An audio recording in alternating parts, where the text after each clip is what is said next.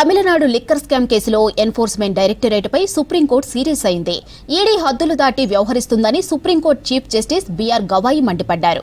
ఇక దేశంలోని సౌమాఖ్య వ్యవస్థను ఈడీ ఉల్లంఘిస్తోందని ఆగ్రహం వ్యక్తం చేశారు.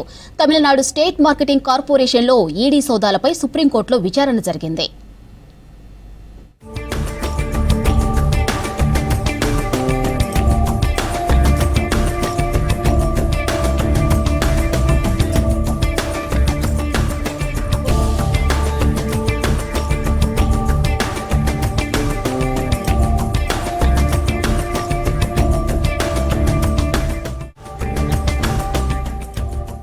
తమిళనాడు లిక్కర్ స్కామ్ కేసులో ఎన్ఫోర్స్మెంట్ డైరెక్టరేట్పై సుప్రీంకోర్టు సీరియస్ అయింది. ఈడీ హద్దులు దాటి వ్యవహరిస్తుందని supreme court chief justice BR Gavai మండిపడ్డారు. దేశంలోని సౌమాఖ్య వ్యవస్థను ఈడీ ఉల్లంఘిస్తోందని ఆగ్రహం వ్యక్తం చేశారు.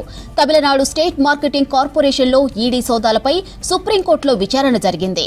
ఇక తమిళనాడులో లిక్కర్ కేసులో 1000 కోట్లకు పైగా ఫ్రాడ్ జరిగిందని ఈడీ దర్యాప్తు చేస్తోంది.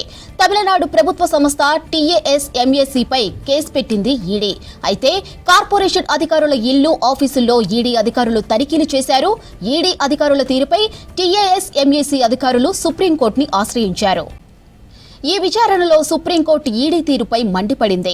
వ్యక్తులపై కేసు రిజిస్టర్ చేయవచ్చు, కానీ మొత్తం కార్పొరేషన్ను దీనికి సంబంధమేంటని ప్రశ్నించారు CJI. ఈడీ హద్దులు దాటి వ్యవహరించిందని, సమాఖ్య వ్యవస్థను ఈడీ ఉల్లంఘిస్తోందని ఆగ్రహం వ్యక్తం చేసింది సుప్రీంకోర్టు. అయితే తమిళనాడు లిక్కర్ స్కామ్ కేసులో ఈడీ దర్యాప్తుపై సుప్రీంకోర్టు స్టే విధించింది.